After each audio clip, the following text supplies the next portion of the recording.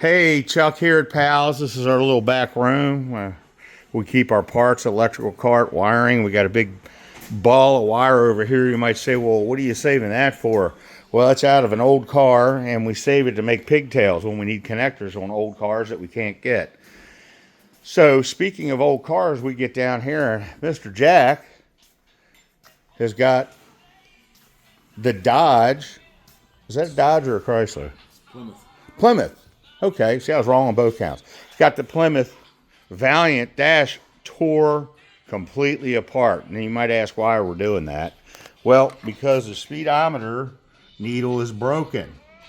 So we got a replacement instrument cluster, and what we're doing is we're going to take two clusters and make one good one out of it. At least we hope that's what we're going to do. So as you can see, we do a lot of unique thing here at PALS. You got an old classic car and you need to work on your instrument cluster, we'll be glad to take a look at it for you. So I hope to see you soon at PALS with your instrument cluster problems.